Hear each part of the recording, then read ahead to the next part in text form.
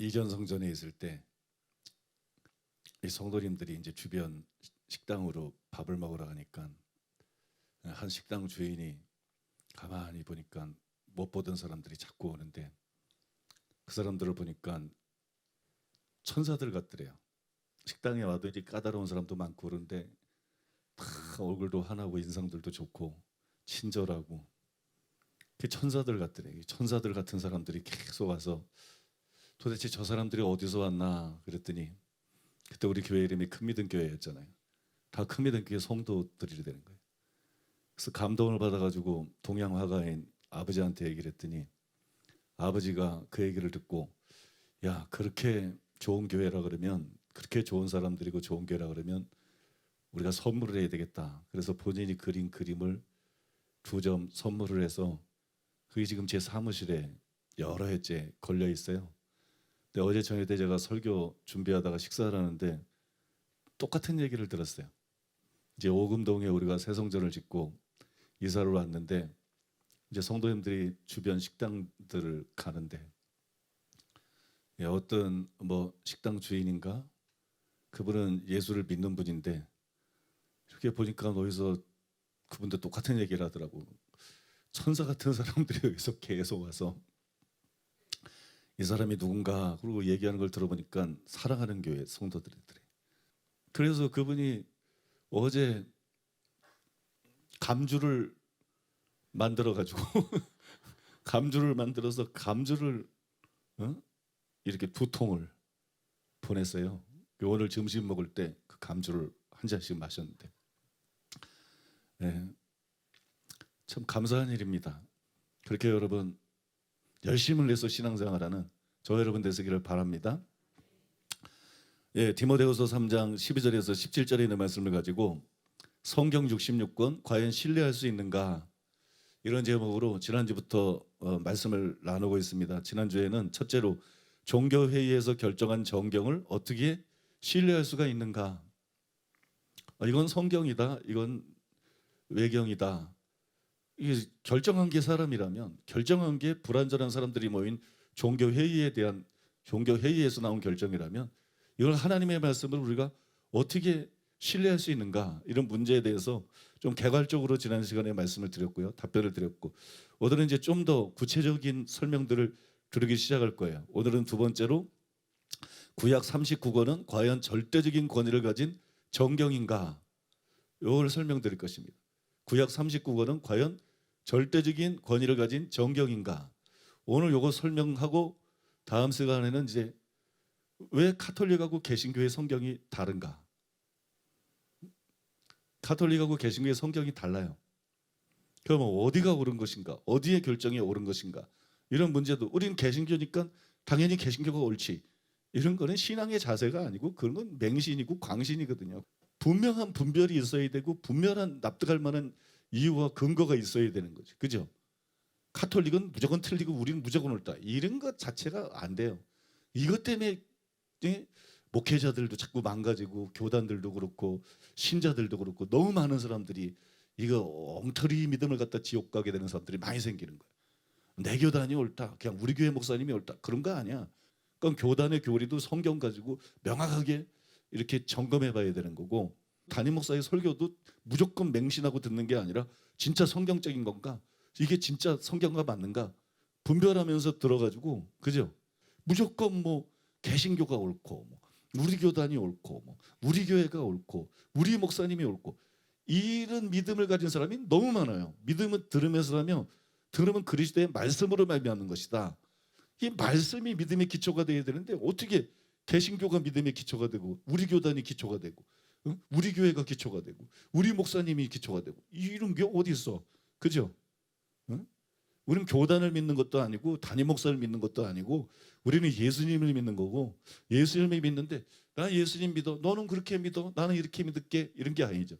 예수님을 믿는데 성경의 기초에서 예수님을 믿는 거예요. 성경의 기초에서 성경을 따라서 성경대로 예수님을 믿는 거예요. 믿습니까? 그게 여러분 바른 신앙이에요. 바른 신앙. 바른 신앙.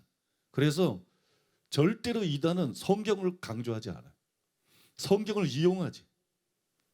성경을 이용하지 절대로 이단은 성경을 강조하지 않아. 근데 우리 교회는 얼마나 성경을 강조해요? 그 얘기는 자신이 있다는 얘기거든.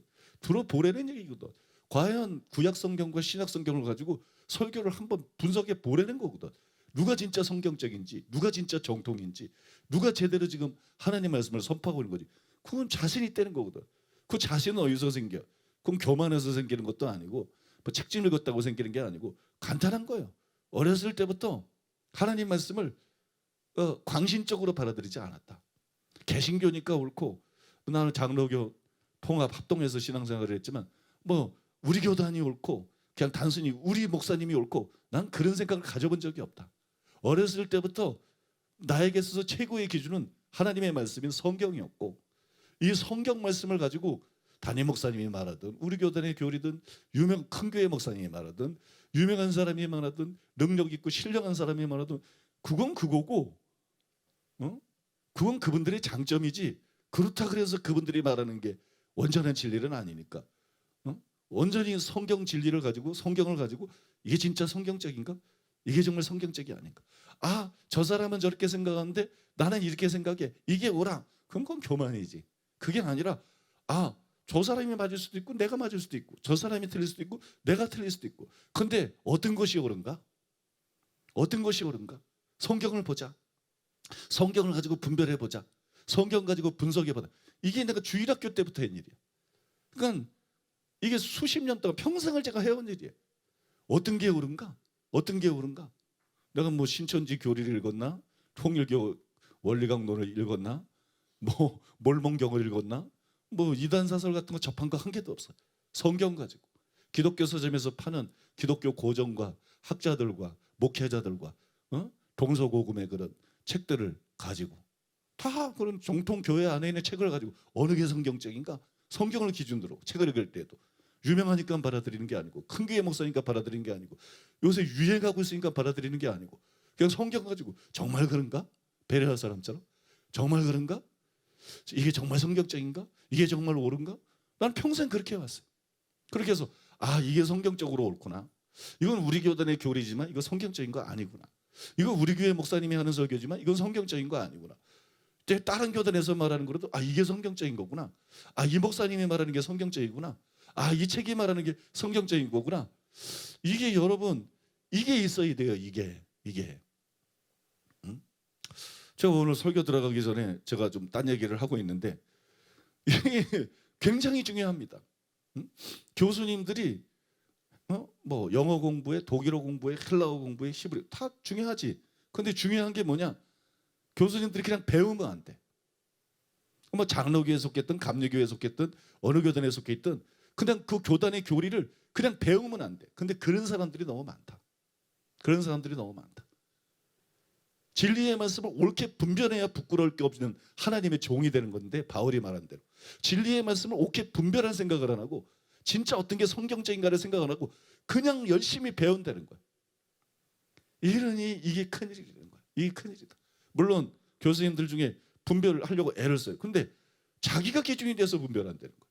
성경이 기준이 돼가지고 아, 내가 생각할 때 이게 맞는 것 같아. 아, 이건 틀린 것 같아. 이건 분별이 아니에요. 그건 자기 생각이지. 그게 아니라 성경을 딱 기준으로 해가지고 이게 성경적인가 아닌가를 가지고 분별해야 되는 거야. 믿습니까? 베레아 사람들이 성경 가지고 바울의 말을 분별했던 것처럼 어떻게 바울을 분별합니까? 성경이란 기준이 있으니까 가능한 거야. 그러니까 암만 세계적인 학사든, 암만 세계적인 큰 교회 목사든, 암만 기도를 많이 하고, 암만 능력이 있고, 암만 인격이 훌륭해도 성경 가지고 성도들이 그 말씀을 분별할 수 있는 거야, 성경적으로. 믿습니까? 그러니까 교수들도 공부만 열심히 하는 게 아니라 이 일을 해야 된다고. 이 일을 안 하니까 그냥 교단은 교리의 시녀가 돼버리는 거야. 교리의 시녀가 돼버리고 큰 일들이 생기는 거예요. 그 다음에 목사들도 그래. 목사들도 신학교 나오고 신학대학원 나오면서 열심히 공부만 하면 안 돼. 교수들 말 그냥 다 받아들이면 안 돼. 항상 강의를 들을 때, 항상 강의를 듣고 배울 때 성경을 가지고, 베레아 사람처럼 이 교수의 말이 성경적인가? 이 주장이 성경적인가? 이 견해가 내가 내 생각에는 이게 맞는 것 같아. 난 저게 마음에 들어. 이건 분별이 아니라니까. 근데 이거는 다 한다고. 이거는 다 하는데 성경을 딱 기준으로 해서 정말 성경을 찾아보고 성경을 기준으로 해서 이게 성경적인가 저게 성경적인가 이걸 안 하고 열심히 신학 공부를 하면 이게 소경된 인도자가 되는 거예요. 이게 소경된 인도자가 되는 거예요. 유대교만 사람의 계명으로 하나님의 계명을 폐하고 헛되이 하나님을 경배하는 일이 있겠어요? 오늘날 개신교 안에서도 똑같은 일이 매 시대마다 항상 일어나고 있다고. 그렇기 때문에 제대로 주님께 쓰임받는 종이 되기 위해서는 여러분 성경을 기준으로 분별해야 되는 거예요. 성경을 기준으로. 성도들 여러분도 마찬가지. 여러분들도 그냥 열심히 설교를 들으면 안 돼. 우리는 성경 말씀 가지고 분별해야 돼. 성경 말씀 가지고 분별해서 성경적인 것만 받아들여야 돼. 여러분들이 설교를 들으면서 계속 설교를 들으면서 성경을 가지고 자기 생각은 내려놔. 들은 것도 내려놔. 아는 것도 내려놔. 그건 다 권위가 없는 거야. 성경만 권위가 있는 거야. 그러니까 성경 말씀을 가지고 설교를 잘 들어봐야 돼. 그래서 성경을 기준으로 해서 말씀을 잘 분별했을 때 이 목사님은 자꾸 성경과 다른 얘기를 한다. 그럴싸한데 결국 성경 찾아보면 이게 성경과 다른 얘기다. 그건 바른 게 아니야. 그건 절대로 바른 게 아니야. 그 다음에 이 목사님은 성경적이다. 들을 때에는 자기가 알던 거 자기가 듣던 거랑 달라가지고 뭐 저런 게 있어? 성경이 그렇게 말했어? 예수님이 진짜 그렇게 말씀했어? 정말 그게 진리야? 근데 막상 성경을 찾아보고 다 분석해 보니까 진짜네?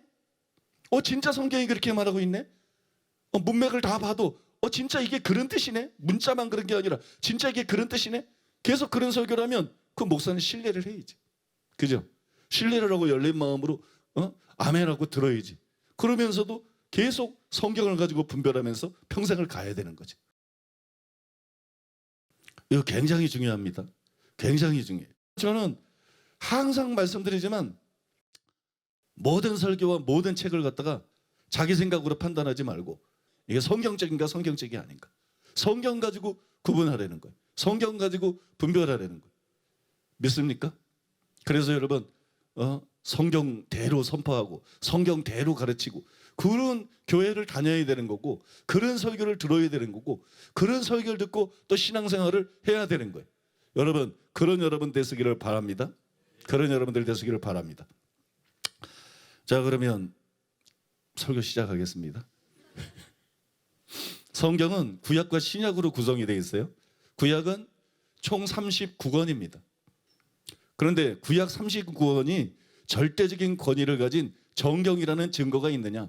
우리가 뭘 근거로 해서 구약은 성경이다, 하나님의 말씀이다, 절대적인 권위를 갖고 있다, 그렇게 받아들일 수 있느냐? 그 증거가 있느냐? 감사하게도 있습니다. 그런 증거들이 있어요. 그러면 그 증거들이 어떤 것들인가? 오늘은 그걸 말씀을 드리겠습니다. 첫째로 유대교의 인정입니다. 유대교의 인정. 구약 성경에서 하나님은 직접 말씀하시기도 하고 하나님의 사람들을 통해서 말씀하기도 했어요. 그죠? 직접 말씀하기도 하고 하나님의 사람들을 통해서 말씀했어요. 이런 말씀들이 성문화가 되었어요. 이런 말씀들이 성문화되었는데 성문화되었다는 것은 문서화되었다. 문서화되었다. 직접 말씀하시거나 하나님의 사람들 통해서 말씀했는데 그 하나님의 말씀을 문서화시켰다. 그걸 문서화시킨 것이 성경인 것이. 그것이 성경입니다. 우리는 성경 속에서 하나님의 말씀의 문서화 과정을 발견해낼 수가 있어요. 그리고 문서화 과정을 추적할 수 있어요. 이것이 성경이 기록되는 과정이고 성경이 수립되는 과정입니다. 이 하나님 말씀의 문서화의 시작이 뭐냐? 하나님 말씀의 문서화의 시작은 십계명이에요. 이게 성경의 시작이에요. 십계명이 주어졌을 때 이스라엘 백성들은 성경을 한 권도 갖고 있지 않았어요. 그들에게는 성경이 전혀 없었어. 십계명이 주어졌을 때 이게 최고로 간편한 성경이었어. 이게 최초의 어떤 이게 성문화된 그런 정경의 형태인 거예요. 이게 일종의 어떤 성경의 형태인 거예요. 하나님은 십계명을 친히 두 돌판 위에 기록하셨습니다. 여러분 아시죠? 출애굽기 31장 18절에 보면 여호와께서 시내선에게 모세에게 이르시기를 마치신 때 증거판 둘을 모세에게 주시니 돌판도 하나님이 만들었어요. 이는 돌판이요 하나님이 친히 쓰신 것이더라. 출애굽기 32장 16절에도 같은 말씀이 나와 있어요. 하나님께서 직접 돌판에다가 십계명을 주셔서 모세에게 줬어요. 그다음에 모세는 이 두돌판을 언약궤 안에다가 보관을 했어요. 이건 굉장히 귀중하고 계속 보존돼야 된다. 그래서 언약궤 안에다가 보관을 했는데 신명기 10장 5절에 그게 기록이 되어 있습니다. 하나님의 명령을 따라 모세가 십계명의 두돌판을 언약궤 안에 보관을 했어요. 기록된 하나님의 말씀 중에서 가장 오래된 것이 바로 이 십계명이에요. 그래서 이 십계명이라고 하는 것은 정경의 최초의 형태라고 말할 수 있습니다. 정경의 최초의 형태, 성경의 최초의 형태, 그게 바로 여러분 십계명인 것이에요. 이 십계명을 시작으로 해서 이스라엘 역사 안에서 하나님의 말씀은 점점 부피를 더해가기 시작합니다. 먼저 모세는 십계명 외에도 하나님의 말씀을 기록을 해서 언약궤 옆에 보관했어요. 십계명 두돌판은 어떻게 했어요? 언약궤 안에 보관했어요. 그 다음에도 하나님께서 계속 모세에게 말했어요. 거기에 모세오경에 기록되어 있죠, 그죠?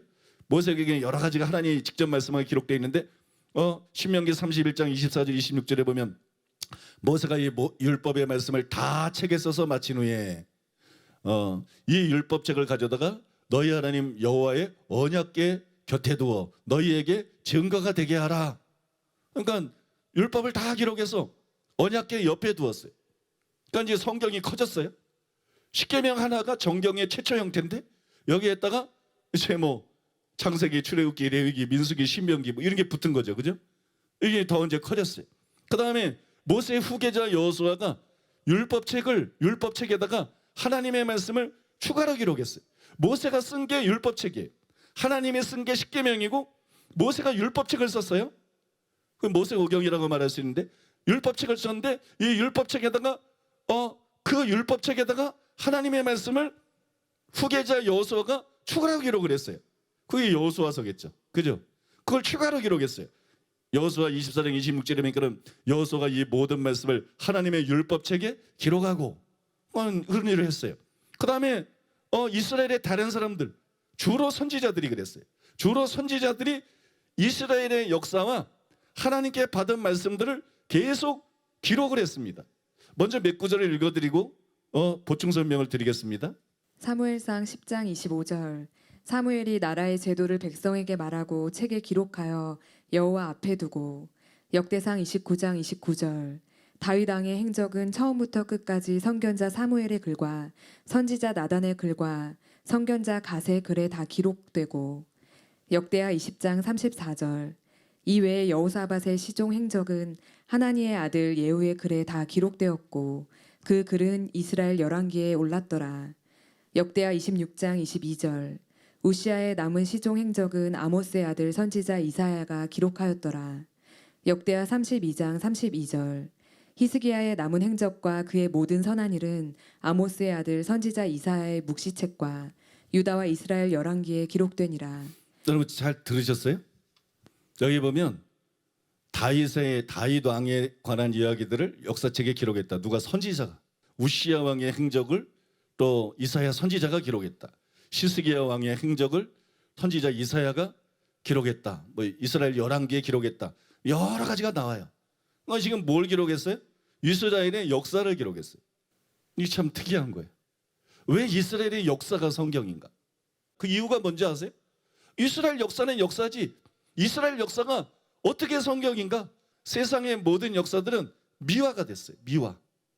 권력을 잡은 사람들이 자기에게 불리한 거는 빼고 자기에게 유리한 식으로 이 세상에 진정한 역사는 없어요. 그런데 이스라엘의 역사는 달라요. 이게 왜 그런가? 우리나라로 따지면 다윗은 성군 중에 성군, 세종대왕이에요. 그런데 그 다윗이 간음한 게 나와 있어. 살인한 게 나와 있어. 다른 나라 역사하고 다르게 이스라엘의 역사는 사실 그대로 기록한 거예요. 그런데 이스라엘의 역사가 성경인 이유가 있어요. 그 이유가 뭐냐? 이스라엘은 신정국가다 이겁니다. 이스라엘은 그 조상 아브라함을 하나님께서 인류 구성의 목적을 가지고 택하시고 그 민족을 일으켜 세우시고 그들에게 성전을 주시고, 그죠? 그들은 선민이다. 그들은 신정국가다. 과거에 어떤 나라들 유럽이나 미국이나 기독교 국가다 이거하고는 완전히 다른 거예요. 기독교 국가라는 것은 기독교가 많이 퍼진 걸 말하는 거고, 신정국가는 완전히 정치와 이 신앙이 하나가 돼 있는 거예요. 응? 그냥 나라 전체가 하나님께 속해 있고 하나님을 믿고 하나님 말씀대로 그러면서 하나님이 왕인 거예요. 하나님이 다스리는 거예요. 그 사무엘 보고 이제 왕을 세우겠다고 백성들이 그러니까 하나님께서 그러잖아요. 저희가 너를 거부하는 게 아니라 내가 왕 되는 걸 거부하는 것이다. 그러니까 이스라엘의 역사는 무슨 역사냐? 하나님의 역사인 거예요. 하나님의 역사. 이거는 하나님의 행적인 거예요. 이스라엘의 역사 안에는 하나님의 뜻이 들어가 있고, 그죠? 하나님의 섭리, 하나님의 역사, 하나님이 행하신 기적들, 하나님의 목적과 계획들, 이런 것들이 여러분 이스라엘 역사를 통해서 나타나는 거예요. 그래서 여러분 이스라엘 역사가 성경인 겁니다. 그래서 단순히 역사가들이 기록한 게 아니라 선지자 갓, 선지자 나단, 선지자 이사야, 선지자 예레미야, 이런 선지자들이 나서가지고 이스라엘의 역사를 기록한 거예요. 그리고 그것이 성경이 된 거예요. 그러면 선지자들이 이스라엘의 역사만 기록했느냐? 그러면 선지자가 아니죠. 선지자들이 계시를 받았어요. 하나님의 말씀을 받았어요. 그래서 예언했어요. 이사야 30장 8절 이제 가서 백성 앞에서 서판에 기록하며 책에 써서 후세에 영원히 있게 하라. 하나님께서 이사야에게 말한 거예요. 이사야에게 계시를 주고 예언하게 하실 뿐만 아니라 이거를 쓰라는 거예요. 이걸 써라.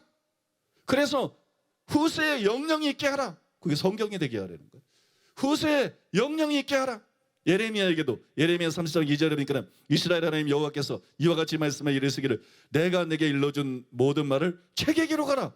예언을 해줬으면 됐지. 예언을 했으면 됐지. 하나님이 말씀한 대로 계시를 받아서 선포했으면 됐지. 그걸 왜 책에 쓰라 그래요? 이거를 후세에 영령이 있게 하라는 거예요. 성경이 되게 하라는 것입니다. 정경이 되게 하라는 것입니다. 믿습니까? 그런데 이렇게 구약은 정경이 완성될 때까지 계속 기록이 됐어요. 그러나 선지자들을 통한 특별 계시, 성경 기록을 위한 특별 계시가 계속 주어졌느냐? 그건 아니에요. 선지자 말라기 이후에 더 이상 선지자가 나타나지 않았어요. 예수님이 오시기까지 400년이 지났는데 400년 동안 더 이상 선지자가 나타나지 않았어요. 그때도 많은 책들이 그 위에도 기록이 됐어요. 그런 걸 갖다가 외경이다, 위경이다, 무슨 그렇게 말하는 거예요. 이건 성경이 아닌 거예요. 선지자들이 나타나지 않았어요. 하나님의 말씀을 대변할 수 있는 그냥 자기 생각 따라 어떤 책을 쓰는 게 아니라 이건 이 사람 말이 아니라 하나님의 말씀이다. 나중에 듣다 보면 다 이해가 되는데 이건 이 사람의 말이 아니라 하나님의 말씀이다. 성경이다. 글 쓰는 저자들이 하나님이 일으키는 거죠. 그런데 일어나지 않았어요. 400년 동안. 그 다음에 또 무슨 일이 생겼어요? 예수님이 오셨어요. 이게 중요한 거예요. 왜냐하면 예수님이 오심으로 말미암아 구약 시대가 끝난 거예요. 구약 시대가 끝난 거예요. 구약이라 그러는 것은 결국 오실 메시아를 증거하기 위한 거예요. 그때 메시아가 오셨어요. 이제는 신약 시대로 돌입되지 더 이상 구약 시대가 아니에요. 구약 시대가 끝났어요. 그러니까 더 이상 구약 성경은 기록될 수가 없는 거예요. 이해하세요, 여러분? 그래서 구약 39권으로 구약 성경이 종결이 된 거예요. 종결이 되고 이것이 여러분 구약 성경이 된 것입니다. 구약이 완성된 것이에요. 다음으로 우리가 주목해야 될 사실이 굉장히 중요한 사실이 있는데 유대인들은 이런 과정들을 통해서 완성된 구약 39권을 유대교의 정경으로 인정했다는 거예요. 유대교의 정경으로 인정하고 받아들였다.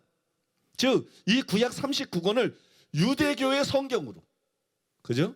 유대교의 성경으로 인정했다. 유대교의 성경으로 일치하게 인정하고 그걸 받아들였다.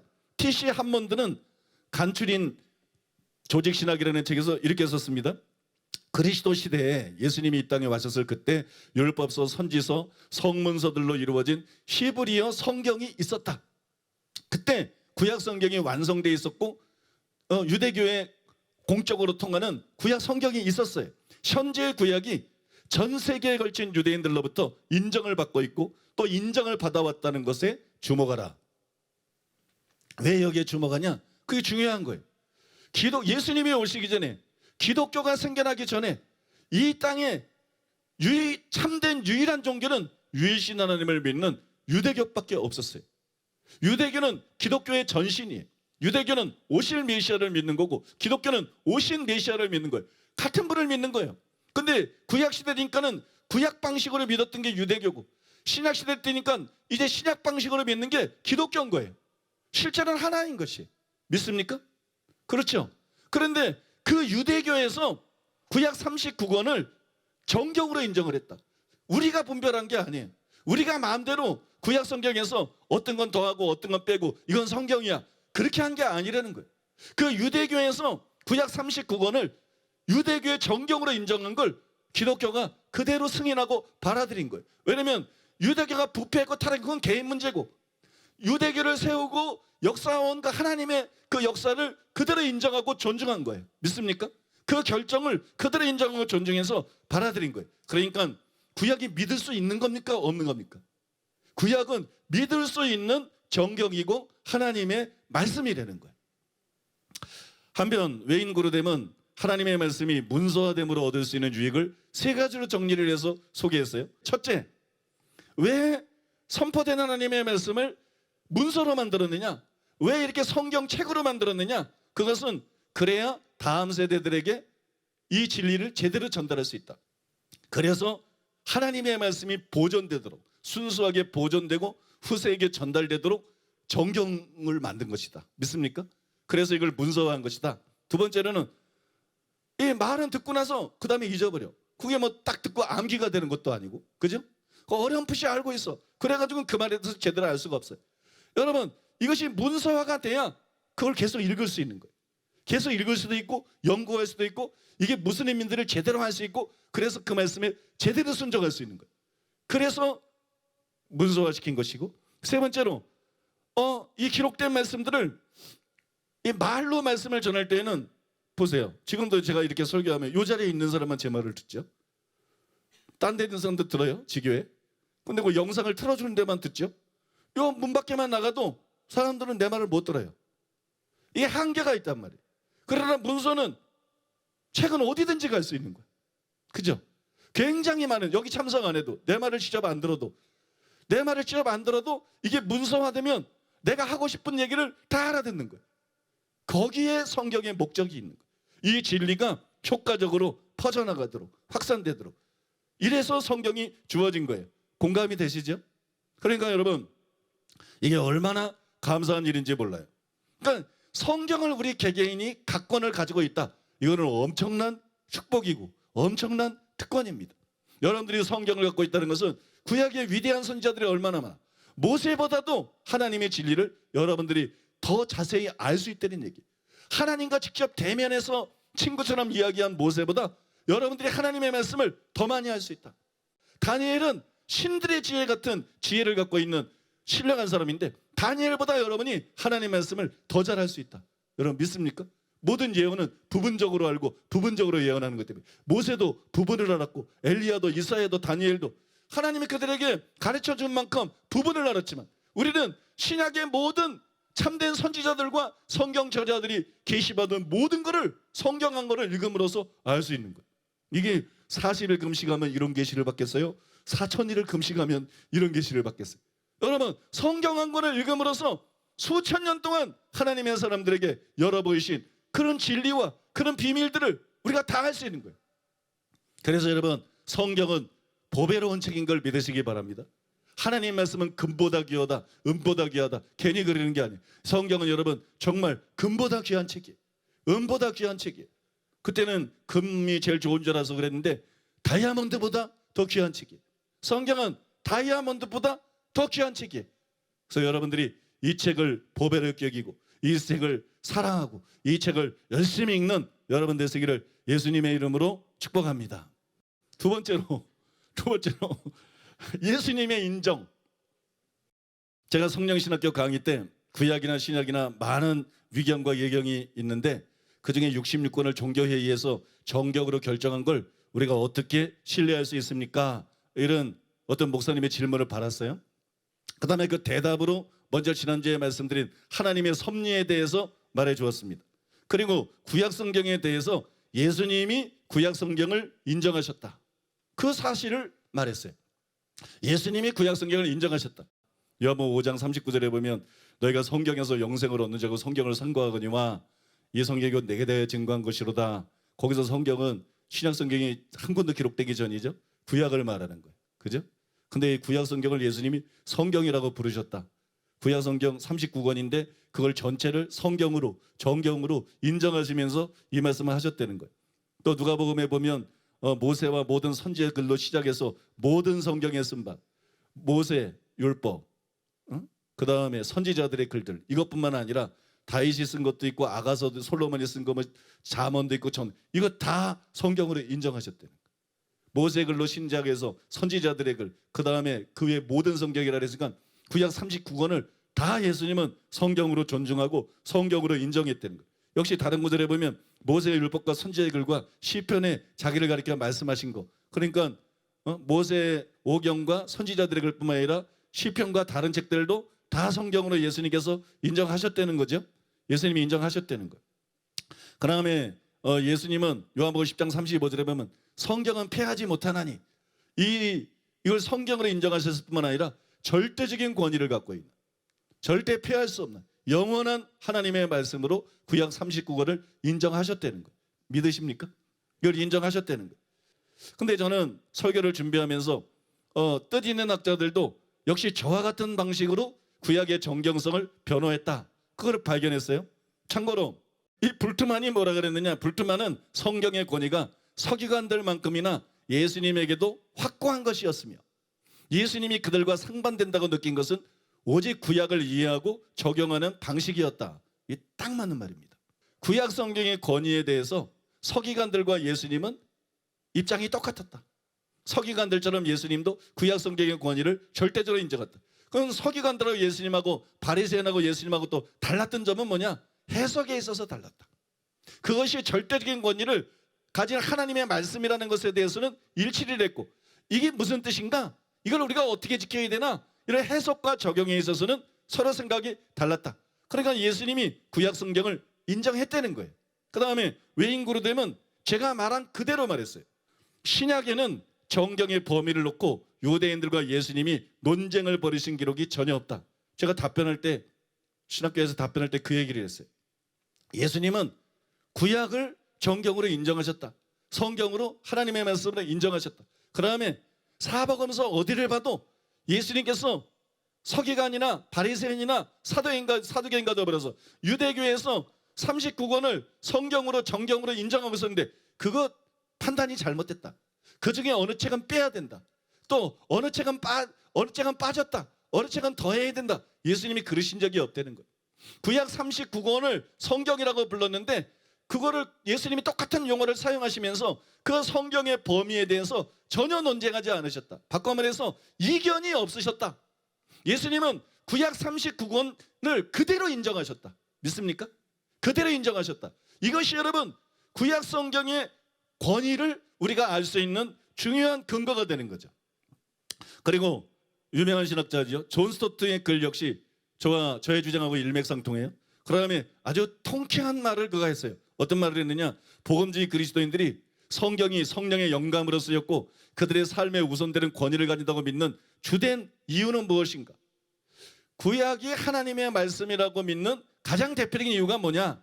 물론 성경 자체가 주제의 장대함과 메시지의 통일성, 거대한 영향력으로 그 권위를 스스로 확증시켜준다는 이유도 있지만 주된 이유는 예수님에 대한 분명한 충성심에 있다. 우리는 예수님을 믿는다. 구약이 정경이고 하나님의 말씀이라고 믿는 이유가 뭐냐? 우리는 예수님을 믿기 때문이다. 우리는 예수님을 믿는다. 우리는 예수님께 대한 충성심 때문이다.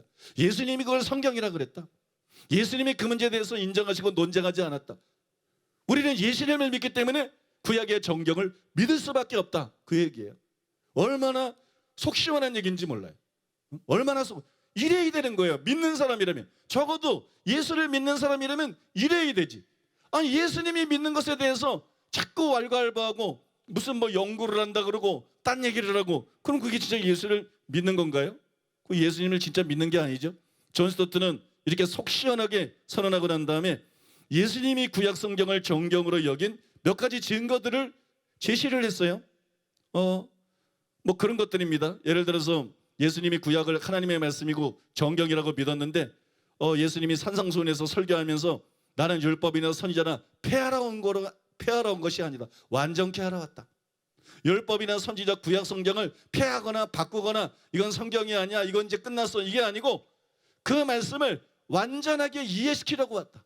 완전케 한다는 건 그 뜻이에요. 하나님의 말씀은 원래 완전합니다. 근데 그 구약 성경에 보면 하나님의 말씀이 완전하다는 말이 시편에 계속 나오거든요. 근데 예수님이 율법이란 선지자를 폐하지 않고 완전케 하러 왔다. 원래 완전한데? 하나님의 율법은 완전한데? 하나님의 도는 완전한데? 그 얘기는 그 원어를 보면 그 의미를 완전히 드러내려 오셨다. 하나님의 말씀은 완전한데 서기관들이 불완전하게 이해한 거예요. 바리새인들이, 사두개인들이 불완전하게 이해했어요. 그래서 예수님이 오셔서 그 의미를 완전하게 드러내신 거예요. 믿습니까? 그러니까 예수님은 구약 성경을 인정하신 거예요. 그러면 예수님이 말했어요. 천지가 없어지기 전에는 율법의 1.1획도 없어지지 않고 다 이루어질 것이다. 그 다음에 성경은 능히 폐하지 못하나니, 이게 다 예수님이 하신 말씀이고 이게 다 구약 성경에 대한 얘기예요. 또 예수님은 예를 들어서 시편 110편을 인용하기 전에 다윗이 성령의 감동을 받아서 친히 이렇게 말하였다 그랬어. 그게 무슨 얘기냐? 이게 단순히 다윗의 글이다 이게 아니고 다윗이 성령의 감동을 받아서 말했다. 이건 성령의 감동을 받아서 기록된 하나님의 말씀이다. 그거는 똑같은 거예요.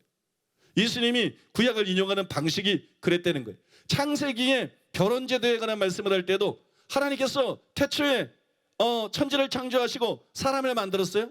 아담과 하와를 만들었어요. 그 다음에 둘이 하나가 됐으니까 나누지 못할지니라. 이걸 갖다가 하나님이 직접 하신 말씀으로 예수님이 인용하셨어요. 하나님이 직접 하신 말씀. 그러니까 이게 설화야 이러지 않았어요. 이게 창조 설화야 이게 아니에요. 이게 하나님이 직접 말씀하신 거야. 이게 하나님의 말씀이야. 이것이 여러분 구약에 대한 예수님의 입장이었다. 믿습니까? 예수님의 이런 모든 말씀들을 볼 때 실제로 구약 성경을 하나님의 말씀으로 인정하고 계셨다. 그걸 말하는 거예요. 그런 후에 존 스토트는 그렇지만 가장 인상적인 것은 그분이 말씀을 사용하신 방식이었다. 그분은 단지 성경에 대해 말씀만 하신 것이 아니라 그 말씀을 믿고 그 말씀에 의거하여 행동하셨다. 구약은 성경이다. 하나님의 말씀이다. 절대적인 권위를 갖고 있다. 이렇게 성경에 대해서 증언만 하신 게 아니에요. 예수님은 어떻게 하셨느냐? 그 말씀을 그대로 믿고 그 말씀에 기초해서 그 말씀대로 행하셨어요. 그 말씀의 권위에 순종하신 것이 하나님이신 그분이 구약 성경에 복종하셨어요. 왜냐하면 그것은 하나님께 복종하는 것이기 때문에, 하나님께 복종하는 것이기 때문에, 구약 성경이 하나님의 말씀이기 때문에 몇 가지 영역에서 여러분들이 예를 들어드릴 수가 있는데, 먼저는 개인적 의무의 영역에 관한 예를 들어드릴 수 있어요. 공생애를 시작하시기 전에 예수님은 광야에서 시험을 받았어요. 마귀에게 시험을 받았습니다. 그때 예수님이 매번 마귀를 어떻게 물리치셨느냐? 기록되었으되 그랬어요. 기록되었으되. 제가 말하고자 하는 포인트가 뭔지 한 부분을 읽어드릴게요. 마태복음 4장 8절에 10절에 보면 마귀가 예수님을 높은 산으로 데리고 가가지고 천하 만국의 영광을 다 보여줍니다. 그래서 내게 엎드려 절하면 이거 다 준다. 내게 줄 것이다 그래요. 그래서 예수님이 말씀했어요. 그때 기록되었으되 주 너희 하나님께 경배하고 다만 그를 섬기라 하였느니라. 그럼 이게 무슨 말이에요? 내게 경배하면 이 천하 만국을 다 너에게 줄 것이다. 근데 예수님께서 기록되었으되 주 너희 하나님만 경배하라 하였느니라. 이게 무슨 말이에요? 나는 그렇게 할 수 없다. 이유는 하나님의 말씀이 그걸 금하고 있기 때문에, 하나님의 말씀은 절대적인 권위를 갖고 있기 때문에, 나는 하나님의 말씀을 존중하기 때문에, 나는 하나님의 말씀에 순종해야 되기 때문에, 나는 하나님의 말씀대로 살아야 되기 때문에, 네가 천하 만국 영광을 다 준다 할지라도 나는 너에게 절할 수 없다. 내 자존심 때문이 아니고 하나님의 말씀이 그걸 금하고 있기 때문에, 하나님의 말씀이 하나님만 경배하라 그랬기 때문에. 믿습니까? 이게 구약에 대한 예수님의 마음가짐이었다는 거예요. 구약에 대한 예수님의 마음가짐이었다. 구약 성경에 말하는 것은 예수님에게 하나님의 말씀이었어요. 구약 성경에 기록되어 있는 것은 예수님에게 어떤 논쟁이나 타협의 대상이 아니었어요. 그거는 그대로 믿고 순종해야 될 대상이었던 거예요. 그러니까는 예수님의 이런 답변에 구약 성경을 예수님이 어떻게 생각했는지 그게 분명하게 드러나 있는 거예요. 예수님은 구약 성경의 권위를 믿고 그 말씀에 순복했습니다. 그 말씀대로 행하셨습니다. 그러면은 공개적인 논쟁의 영역에 관한 예입니다. 복음서에 보면 많은 논쟁들이 기록되어 있어요. 논쟁. 근데 성경에 보면 논쟁들이 많이 나와요. 그리고 예수님이 논쟁을 많이 하십니다. 왜냐하면 비진리들이 많이 퍼져 있기 때문에. 올바른 진리를 드러내기 위해서 예수님께서 논쟁을 많이 하세요. 예수님은 바리새인과 사두개인들과 사이가 별로 좋지 않았어요. 바리새인들은 예수님의 제자들이 장로의 유전을 지키지 않는다고 비난했어요. 그때 예수님께서는 너희는 사람의 계명으로 하나님의 계명을 폐하는도다 그랬어요. 이게 무슨 말이냐? 예수님은 장로의 유전, 유대교의 유전, 유대교의 어떤 전통 이런 것과 구약의 하나님의 말씀은 격이 다른 거라고 생각했어요. 격이 다른 것이다. 장로의 유전, 이건 사람이 만들어낸 것이지만, 이건 사람이 만들어낸 거고 그런 것이지만, 구약 하나님의 말씀은 이건 하나님의 말씀이다. 절대적인 권위를 가지고 있는 하나님의 말씀이다. 믿습니까? 절대적인 권위를 갖고 있는 하나님의 말씀이다. 구약 성경에 대한 예수님의 생각을 엿볼 수 있는 대목이라는 것. 구약 성경은 하나님의 말씀은 장로의 유전하고는 다르다.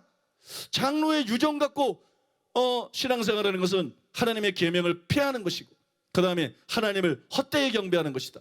유대인들이 얼마나 열심히 안식일도 지키고 금식도 하고 구제도 하고 기도도 하고 열심히 신앙생활했는데, 근데 유대교인들 중에 거의 절대 다수가 지옥 갔어요. 대제사장부터 막 그냥 줄줄이 지옥 갔어. 대제사장부터 장로들, 그 밑에 있는 장로들, 뭐 서기관들, 바리새인들, 사두개인들 절대 다수가 지옥 갔어. 그 이유가 뭐냐?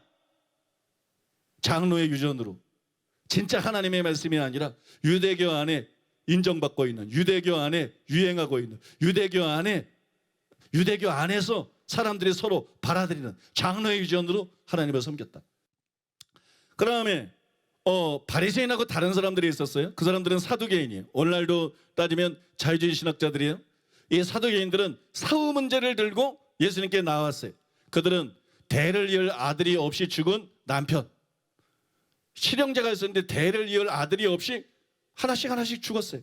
그러면 이스라엘의 관습에 따라서 그 맏형의 부인이 두 번째 부인이 되고 세 번째 아들을 낳을 때까지, 세 번째 부인, 일곱 번째까지 부인이 됐는데 나중에 그 여자도 죽었어요. 그러니까 이제 이런 문제를 가지고 나와서, 그러면 이 여자가 부활 후에는 누구의 아내가 되겠습니까? 누구랑 살아야 됩니까? 난처한 질문이죠. 그러니까 사두개인들은 이 질문을 통해 가지고 부활이 있기는 뭐가 있어? 내세가 있기는 뭐가 있어? 부활이 있다 그러면 이런 게 어떻게 될 거야? 이런 어려운 문제를 가지고 부활을 믿지 않기 때문에 질문을 한 거예요. 그때 예수님이 그들을 책망했어요. 이렇게 책망했습니다. 너희가 성경도 하나님의 능력도 알지 못함으로 오해함이 아니냐. 이 말씀이 굉장히 중요합니다. 너희가 성경도, 너희가 신앙생활 한다 그러는데 안식일 지키면 다냐? 주일 성수하면 다냐? 11조 드리면 다냐? 성경 공부하면 다냐? 예배 참석하면 다냐? 교회 봉사하면 다냐? 기도하면 다냐? 전도하면 다냐? 성경을 알아야지. 성경은 몰라도 되는 게 아니야. 성경을 알아야 되는 거야. 성경을 사랑하고 성경에 관심을 갖고 성경을 제대로 이해하고 알아야 되는 거야. 그래서 너희같이 지멋대로 믿는 게 아니라, 부활이 있다 없다 자기 판단에 의해서 제멋대로 믿는 게 아니라 성경에 기초한 믿음을 가져야 되는 거야. 성경에 부활이 있다 그러면 있는 거고, 성경에 부활이 없다 그러면 없는 거고, 성경을 알고 성경에 기초한 믿음을 가지고 신앙생활하는 것이 참된 믿음인데, 너희가 성경에 관심이 없고 성경을 제대로 사랑하지 않고 성경의 권위를 제대로 인정하지 않고 성경에서 부활이 있다 그러든 없다 그러든 너희든 부활이 없다 그러는데 그건 너희 신앙이 잘못된 것이다. 믿습니까?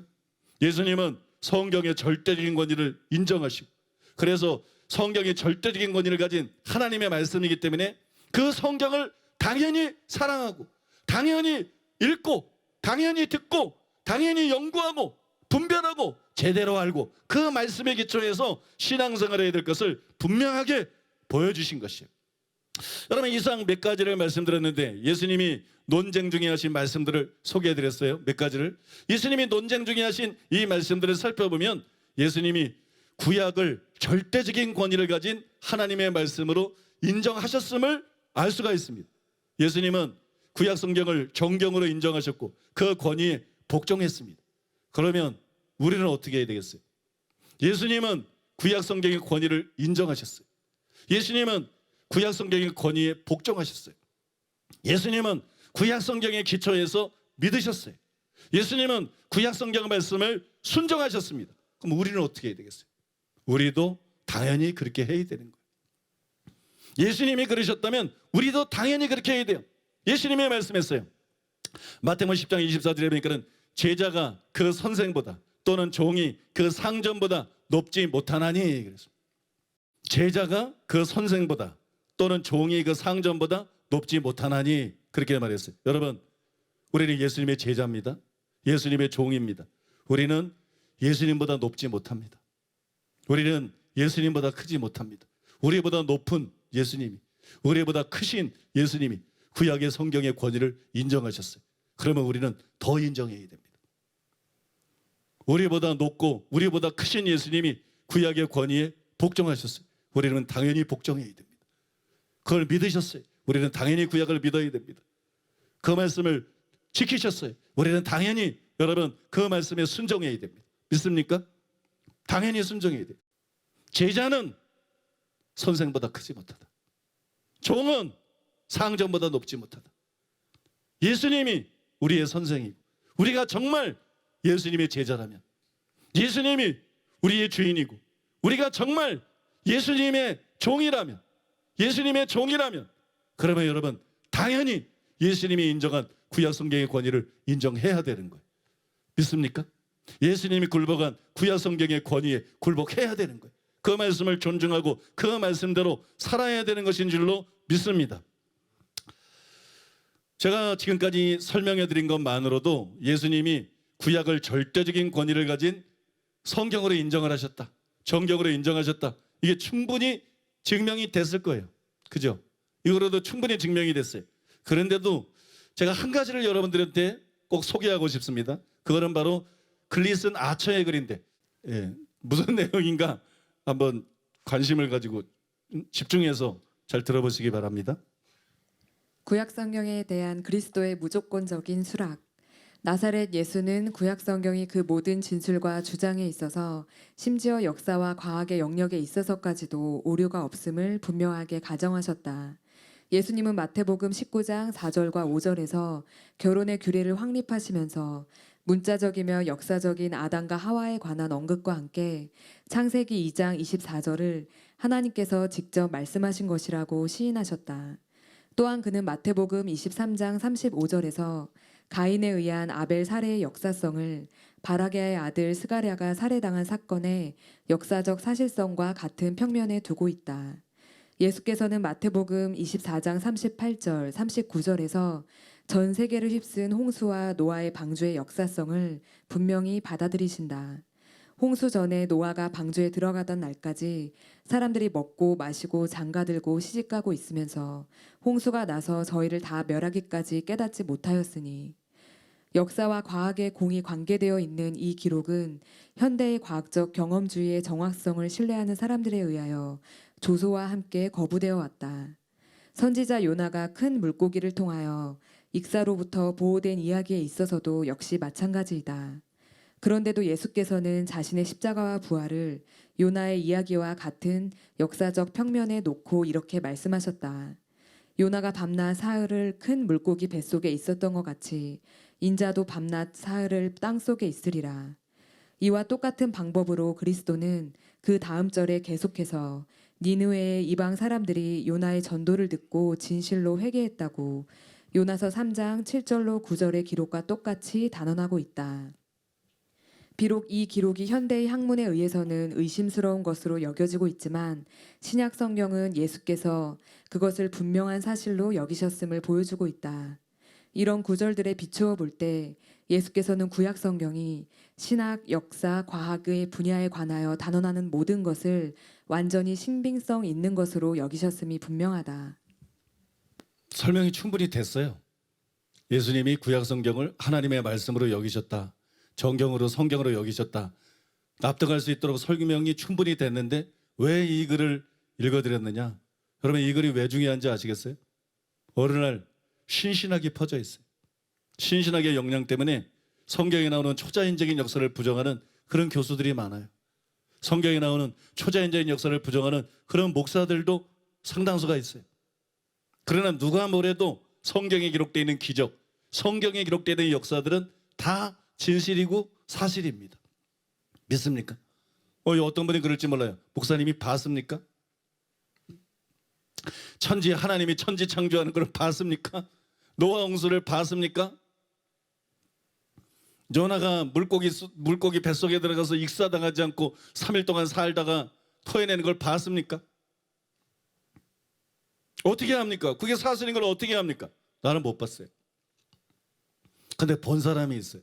그걸 다 본 사람이 있어요. 그걸 그냥 믿는 게 아니고 그 일들을 전부 본 사람이 있어요. 그분이 누구냐 그러면 예수님이세요. 예수님이 모든 것을 보았어요. 요한복음 8장 56절에 58절에 보면 너희 조상 아브라함은 나의 때 볼 것을 즐거워하다가 보고 기뻐하였느니라. 유대인들이 이르되 내가 아직 50세도 못 되었는데 아브라함을 보았느냐? 예수님이 아브라함에 대해서 성경에도 기록 안 된 얘기인데 어떤 얘기를 하시니까 유대인들이 반발해서 물었어요. 내가 아직 나이가 50도 안 됐는데 아브라함을 봤느냐? 아브라함은 단군인데, 우리나라로 따지면 조상인데 네가 50도 안 됐는데 아브라함을 봤느냐? 그랬더니 예수님이 말씀하십니다. 아브라함만 본 줄 아느냐? 이 예수님이 대답이. 아브라함을 봤냐고? 야, 내가 아브라함만 본 줄 아느냐? 아브라함만 본 줄 아느냐? 그걸 예수님이 뭐라 그랬어요? 예수께서 이르시되 진실로 진실로 사실을 말하는 거. 너희에게 이르노니 아브라함이 나기 전부터 내가 있느니라. 아브라함이 나기 전부터 내가 있었다. 내가 아브라함만 본 줄 아느냐? 아브라함이 나기 전부터 내가 있었다. 만세 전에, 천지 창조 전에, 영원 전에 내가 있었다. 천사들이 창조되기 전에 내가 있었다. 천지가 창조되기 전에, 인간이 창조되기 전에, 이스라엘 나라가 시작되기 전에 내가 있었다. 스스로 있는 자라는 거예요. 하나님이시라는 거예요. 믿습니까? 예수님이 하나님이시라는 거예요. 그런데 아브라함만 본 줄 아느냐? 아담도 봤다. 유대인의 조상 아브라함 정도를 본 게 아니라 인류의 시조인 아담도 봤다. 무슨 얘기인지 아시겠어요? 예수님이 그 얘기를 하고 계신 거예요. 이거를 신학적으로 선제성이라 그럽니다. 예수님은 마리아에게서 태어나서 그때부터 존재하신 게 아니에요. 예수님은 창조 전부터, 예수님은 영원 전부터 존재하신 하나님이십니다. 예수님은 구약 성경을 우리처럼 읽어서 아는 게 아니에요. 우리처럼 들어서 알거나 믿는 게 아니에요. 예수님은 보아서 아십니다. 예수님은 천지 창조를 보았어요. 예수님은 아담과 하와를 보았어요. 예수님은 아브라함을 보았습니다. 모세도 엘리야도 여러분 구약 성경에 기록된 모든 사건들을 예수님은 보셨어요. 그래서 예수님은 단순히 어떤 광신적인 믿음을 가진 사람으로서 얘기하는 것이 아니라 예수님은 증인으로 얘기하시는 거예요. 예수님이 증인으로서 말씀하십니다. 근데 아까 조금 읽어드린데 뭐가 나오느냐? 하나님이 천지 창조와 함께 지으신 인류의 시조 아담과 하와. 이걸 많은 어떤 학자들은 설화라 그래요. 이게 설화가 아니라는 거예요. 아담이 실제로 있었다는 거예요. 그래서 예수님이 아담 얘기를 하시는 거예요. 하와가 실제로 있었다는 거예요. 그리고 그 아담과 하와에게 하나님이 직접 진짜 이렇게 말씀하셨다는 거예요. 결혼에 대해서, 부부에 관해서 정말 이렇게 말씀을 하셨다는 거예요. 또 예수님이 뭘 얘기해요? 노아에 대해서 얘기합니다. 홍수 사건을, 물로 전 세계를 심판한 노아 홍수 사건이 실제로 있었다는 거예요. 노아 방주가 설화가 아니라는 거예요. 실제로 노아가 방주를 지었다는 거예요. 믿습니까? 그래서 새로운 인류의 조상이 되었다는 거예요. 또 소돔과 고모라에 대해서도 얘기합니다. 롯에 대해서도 얘기합니다. 실제로 소돔과 고모라에 불심판이 있었다는 겁니다. 그 다음에 또 뭘 얘기해요? 물고기 뱃속에서 3일 동안 있었던 요나를 얘기합니다. 요나가 하나님의 명령을 지키지 않고 가는데 풍랑이 일어나가지고 바다에 던졌어요. 그 깊은 바다에 그것도 풍랑이 막 일어나고 있어요. 배가 자초될 정도로 풍랑이 일어나고 있어요. 그러면 죽어야죠. 익사하고 죽어야죠. 그런데 물고기가 와가지고 요나를 씹지도 않고 삼킵니다. 그래서 요나가 그 물고기 뱃속에서 숨을 쉬고 살아요. 근데 이 물고기가 속이 불편해. 그래가지고 이 물고기가 이걸 요나를 토해내는데 얕은 데에 나와서 요나를 토해낸 거예요. 응? 요나를 토해내서 산 거예요. 이거를 사람들은 못 믿어. 응? 이성에 의해서 성경을 보는 사람들은 학자라도 이걸 못 믿고 이걸 자꾸 부인하려고 그래. 근데 예수님은 이게 역사적인 사실이 되는 거예요. 믿습니까? 이게 바로 역사적인 사실이다. 예수님은 구약 성경에 어떤 사건이든 구약에 기록되어 있는 대로 이 몇 가지 예가 보여주는 것처럼 명백하게 믿었다는 거예요. 여러분 믿으시기 바랍니다. 예수님은 모든 것을 본분으로 말씀하신 거예요. 정인으로 말씀하신 거예요. 예수님이 하나님이 아니면 우리가 이 교회 다닐 필요 없죠. 예수 믿을 필요 없죠. 그죠? 뭘 하고 여기 모여 있어? 예수님이 하나님이신데, 예수님이 하나님이시고 메시아가 되기 위해서 인간으로 태어나셨기 때문에 우리가 예수님을 믿는 거 아니에요? 예수님이 하나님이시라면 예수님이 모든 걸 아시죠. 예수님이 하나님이시라면 예수님이 모든 걸 보셨죠. 눈을 지으시니까 보지 않겠느냐? 다 보셨죠. 그리고 증언하셨어요. 근데 여기에 무슨 더 말이 필요합니까? 구약 성경은 진짜다. 구약 성경은 하나님의 말씀이다. 구약 성경은 절대적인 권위를 갖고 있는 하나님의 말씀이다. 이거를 어린아이처럼 믿으시기 바랍니다. 구약 성경에 기록되어 있는 어떤 사건이든지 어린아이처럼 그대로 믿으시기 바랍니다. 믿습니까? 그대로 믿고 신앙생활하는, 그 말씀에 기초해서 신앙생활하는 복된 여러분 되시기를 예수님의 이름으로 축복합니다.